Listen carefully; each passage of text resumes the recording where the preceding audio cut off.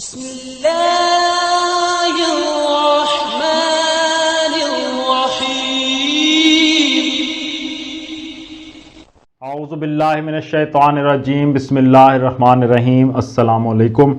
آج آپ کا میزبان ڈاکٹر کاشف بشیر تفہیم القرآن سیریز کی قسط نمبر 82 کے ساتھ آپ کے سامنے حاضر خدمت ہے، جس میں ہم انشاءاللہ سورہ نساء کی آیت نمبر 148 سے آغاز کر رہے ہیں، اور ساتھ ہی اس میں ہمارا آج چھٹا پارہ جو ہے وہ بھی آغاز پا رہا ہے، اور اس دعا کے ساتھ کہ اللہ تعالیٰ جتنے بھی مسلمان اس دنیا سے چلے گئے ہیں، ہمارے عزیز و اقربا، رشتہ دار جتنے بھی لوگ ہیں، اللہ تعالیٰ ان کی مغفرت فرمائے، ان کے لیے آسانیاں فرمائے، اور ہماری بھی مغفرت فرمائے اور ہمارے لیے بھی آسانیاں فرمائے۔ بسم اللہ الرحمن الرحیم۔ لا يحب اللہ الجہر بالسوء من القول الا من ظلم وکان اللہ سمیعا علیما۔ ترجمہ: اللہ اس کو پسند نہیں کرتا کہ آدمی بدگوئی پر زبان کھولے، الا یہ کہ کسی پر ظلم کیا گیا ہو، اور اللہ سب کچھ سننے اور جاننے والا ہے۔ ان تبدوا خیرا او تخفوه او تعفو عن سوء فإن اللہ کان عفوا قدیرا۔ ترجمہ: مظلوم ہونے کی صورت میں اگرچہ تم کو بدگوئی کا حق ہے، لیکن اگر تم ظاہر و باطن میں بھلائی ہی کیے جاؤ یا کم از کم برائی سے درگزر کرو تو اللہ کی صفت بھی یہی ہے کہ وہ بڑا معاف کرنے والا ہے، حالانکہ سزا دینے پر پوری قدرت رکھتا ہے۔ اس کی تفسیر میں آیا کہ اس آیت میں مسلمانوں کو ایک نہایت بلند درجے کی اخلاق کی تعلیم دی گئی ہے۔ منافق اور یہودی اور بت پرست سب کے سب اس وقت ہر ممکن طریقے سے اسلام کی راہ میں روڑے اٹکانے اور اس کی پیروی قبول کرنے والوں کو ستانے اور پریشان کرنے پر تلے ہوئے تھے۔ کوئی بدتر سے بدتر تدبیر ایسی نہ تھی جو وہ اس نئی تحریک کے خلاف استعمال نہ کر رہے ہوں۔ اس پر مسلمانوں کے اندر نفرت اور غصے کے جذبات کا پیدا ہونا ایک فطری امر تھا۔ اللہ تعالیٰ نے ان کے دلوں میں اس قسم کے جذبات کا طوفان اٹھتے دیکھ کر فرمایا ہے کہ بدگوئی پر زبان کھولنا تمہارے خدا کے نزدیک کوئی پسندیدہ کام نہیں ہے۔ اس میں شک نہیں کہ تم مظلوم ہو، اور اگر مظلوم ظالم کے خلاف بدگوئی پر زبان کھولے تو اسے حق پہنچتا ہے، لیکن پھر بھی افضل یہی ہے کہ خفیہ ہو یا اعلانیہ ہر حال میں بھلائی کیے جاؤ اور برائیوں سے درگزر کرو، کیونکہ تم کو اپنے اخلاق میں خدا کے اخلاق سے قریب تر ہونا چاہیے۔ جس خدا کا قرب تم چاہتے ہو اس کی شان یہ ہے کہ وہ نہایت حلیم اور بردبار ہے، سخت سے سخت مجرموں تک کو رزق دیتا ہے اور بڑے سے بڑے قصوروں پر بھی درگزر کیے چلا جاتا ہے۔ لہٰذا اس سے قریب تر ہونے کے لیے تم بھی عالی حوصلہ اور وسیع الظرف بنو۔ ان الذین یکفرون باللہ ورسلہ ویریدون ان یفرقوا بین اللہ ورسلہ ویقولون نؤمن ببعض ونکفر ببعض ویریدون ان یتخذوا بین ذلک سبیلا۔ ترجمہ: جو لوگ اللہ اور اس کے رسولوں سے کفر کرتے ہیں اور چاہتے ہیں کہ اللہ اور اس کے رسولوں کے درمیان تفریق کریں، اور کہتے ہیں کہ ہم کسی کو مانیں گے اور کسی کو نہ مانیں گے، اور کفر و ایمان کے بیچ میں ایک راہ نکالنے کا ارادہ رکھتے ہیں، اولئک ھم الکافرون حقا واعتدنا للکافرین عذابا مہینا۔ ترجمہ: وہ سب پکے کافر ہیں، اور ایسے کافروں کے لیے ہم نے وہ سزا مہیا کر رکھی ہے جو انہیں ذلیل و خوار کر دینے والی ہوگی۔ تفسیر میں آیا یعنی کافر ہونے میں وہ لوگ جو نہ خدا کو مانتے ہیں اور نہ اس کے رسولوں کو، اور وہ جو خدا کو مانتے ہیں مگر رسولوں کو نہیں مانتے، اور وہ جو کسی رسول کو مانتے ہیں اور کسی کو نہیں مانتے، سب یکساں ہیں۔ ان میں سے کسی کے کافر ہونے میں ذرہ برابر شک کی گنجائش نہیں ہے۔ والذین آمنوا باللہ ورسلہ ولم یفرقوا بین احد منہم اولئک سوف یؤتیہم اجورہم وکان اللہ غفورا رحیما۔ ترجمہ: بخلاف اس کے جو لوگ اللہ اور اس کے تمام رسولوں کو مانیں اور ان کے درمیان تفریق نہ کریں، ان کو ہم ضرور ان کے اجر عطا کریں گے، اور اللہ بڑا درگزر فرمانے والا اور رحم کرنے والا ہے۔ اس کی تفسیر میں آیا کہ یعنی جو لوگ خدا کو اپنا واحد معبود اور مالک تسلیم کر لیں اور اس کے بھیجے ہوئے تمام رسولوں کی پیروی قبول کریں، صرف وہی اپنے اعمال پر اجر کے مستحق ہیں، اور وہ جس درجے کا عمل صالح کریں گے اسی درجے کا اجر پائیں گے۔ رہے وہ لوگ جنہوں نے خدا کی لا شریک الہیت اور ربوبیت ہی تسلیم نہ کی، یا جنہوں نے خدا کے نمائندوں میں سے بعض کو قبول اور بعض کو رد کرنے کا باغیانہ طرز عمل اختیار کیا، تو ان کے لیے کسی عمل پر کسی اجر کا سوال سرے سے پیدا ہی نہیں ہوتا، کیونکہ ایسے لوگوں کا کوئی عمل خدا کی نگاہ میں قانونی عمل نہیں ہے۔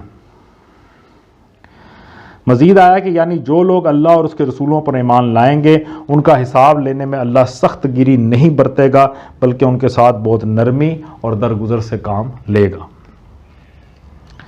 یسألک اہل الکتاب ان تنزل علیہم کتابا من السماء فقد سألوا موسیٰ اکبر من ذلک فقالوا ارنا اللہ جہرة فاخذتہم الصاعقۃ بظلمہم ثم اتخذوا العجل من بعد ما جاءتهم البينات فعفونا عن ذلك وآتينا موسى سلطانا مبينا۔ ترجمہ، یہ اہل کتاب اگر آج تم سے مطالبہ کر رہے ہیں کہ تم آسمان سے کوئی تحریر ان پر نازل کراؤ، تو اس سے بڑھ چڑھ کر مجرمانہ مطالبے یہ پہلے موسیٰ علیہ السلام سے کر چکے ہیں۔ اس سے تو انہوں نے کہا تھا کہ ہمیں خدا کو اعلانیہ دکھا دو، اور اسی سرکشی کی وجہ سے یکا یک ان پر بجلی ٹوٹ پڑی تھی۔ پھر انہوں نے بچھڑے کو اپنا معبود بنا لیا، حالانکہ یہ کھلی کھلی نشانیاں دیکھ چکے تھے۔ اس پر بھی ہم نے ان سے درگزر کیا، ہم نے موسیٰ علیہ السلام کو صریح فرمان عطا کیا۔ اس کی تفسیر میں آیا کہ مدینہ کے یہودی نبی صلی اللہ علیہ وآلہ وسلم سے جب عجیب مطالبے کرتے تھے، ان میں سے ایک یہ بھی تھا کہ ہم آپ کی رسالت اس وقت تک تسلیم نہ کریں گے جب تک کہ ہماری آنکھوں کے سامنے ایک لکھی لکھائی کتاب آسمان سے نازل نہ ہو، یا ہم میں سے ایک ایک شخص کے نام اوپر سے اس مضمون کی تحریر نہ آ جائے کہ یہ محمد صلی اللہ علیہ وآلہ وسلم ہمارے رسول ہیں، ان پر ایمان لاؤ۔ یہاں کسی واقعے کی تفصیل بیان کرنا مقصود نہیں ہے، بلکہ یہودیوں کے جرائم کی ایک مختصر فہرست پیش کرنی مقصود ہے۔ اس لیے ان کی قومی تاریخ کے چند نمایاں واقعات کی طرف سرسری اشارات اس آیت میں کیے گئے ہیں۔ اس آیت میں جس واقعہ کا ذکر ہے وہ سورہ بقرہ کی آیت نمبر 55 میں بھی گزر چکا ہے۔ پھر کھلی کھلی نشانیوں کے بارے میں اس آیت میں آیا، اس سے مراد وہ نشانیاں ہیں جو حضرت موسیٰ علیہ السلام کے رسول مقرر ہونے کے بعد سے لے کر فرعون کے غرق ہونے اور بنی اسرائیل کے مصر سے نکلنے تک پے در پے ان لوگوں کے مشاہدے میں آ چکی تھیں۔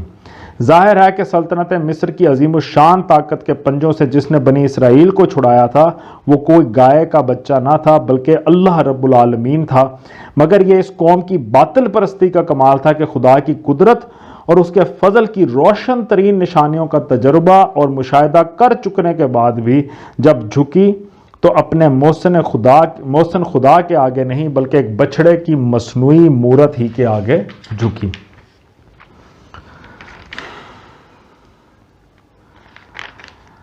وَرَفَعْنَا فَوْقَهُمُ الطُّورَ بِمِيثَاقِهِمْ وَقُلْنَا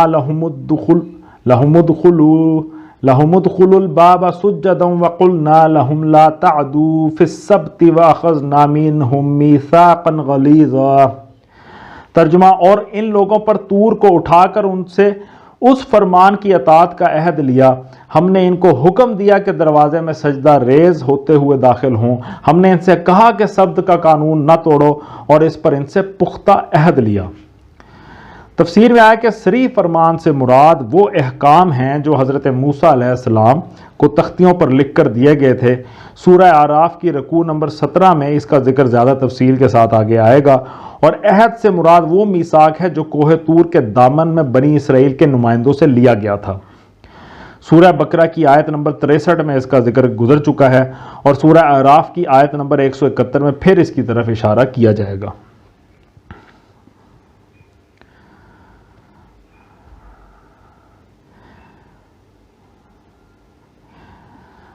فَبِمَا نَقْضِهِمْ مِيثَاقَهُمْ وَكُفْرِهِمْ بِآيَاتِ اللَّهِ وَقَتْلِهِمُ الْأَنْبِيَاءَ بِغَيْرِ حَقٍّ وَقَوْلِهِمْ قُلُوبُنَا غُلْفٌ بل طبع اللہ علیہ بکفرہم فلا یؤمنون الا قلیلا۔ ترجمہ، آخر کار ان کی عہد شکنی کی وجہ سے اور اس وجہ سے کہ انہوں نے اللہ کی آیات کو جھٹلایا اور متعدد پیغمبروں کو ناحق قتل کیا، اور یہاں تک کہ ہمارے دل غلافوں میں محفوظ ہیں، حالانکہ در حقیقت ان کی باطل پرستی کے سبب سے اللہ نے ان کے دلوں پر ٹھپا لگا دیا ہے، اور اسی وجہ سے یہ بہت کم ایمان لاتے ہیں۔ تفسیر میں آیا کہ یہودیوں کے اس قول کی طرف سورہ بقرہ کی آیت نمبر 88 میں بھی اشارہ کیا گیا ہے۔ در حقیقت یہ لوگ تمام باطل پرست جہلاء کی طرح اس بات پر فخر کرتے تھے کہ جو خیالات اور تعصبات اور رسم و رواج ہم نے اپنے باپ دادا سے پائے ہیں، ان پر ہمارا عقیدہ اتنا پختہ ہے کہ کسی طرح ہم ان سے نہیں ہٹائے جا سکتے۔ جب کبھی خدا کی طرف سے پیغمبروں نے آ کر ان کو سمجھانے کی کوشش کی، انہوں نے ان کو یہی جواب دیا کہ تم خواہ کوئی دلیل اور کوئی آیت لے آؤ، ہم تمہاری کسی بات کا اثر نہ لیں گے۔ جو کچھ مانتے اور کرتے چلے آئے ہیں وہی مانتے رہیں گے اور وہی کیے چلے جائیں گے۔ صدق اللہ العلی العظیم۔ الحمدللہ آج ہم نے سورہ النساء کی آیت نمبر 155 تک کا ترجمہ اور تفسیر پر غور کرنے کی کوشش کی ہے، اور اللہ تعالیٰ سے دعا ہے کہ اللہ تعالیٰ ہمیں شرک جیسے گناہ سے محفوظ رکھے، اور ہمارے ہر عمل میں اللہ تعالیٰ اپنی وحدانیت کو مکمل اور صحیح طریقے سے اس پہ ایمان رکھنے والے کاموں میں ہمیں شامل فرمائے۔ اسی دعا کے ساتھ آپ سے اجازت چاہیں گے۔ اپنا بہت خیال رکھیں۔ آپ لوگوں کا بہت بہت شکریہ۔ اللہ حافظ۔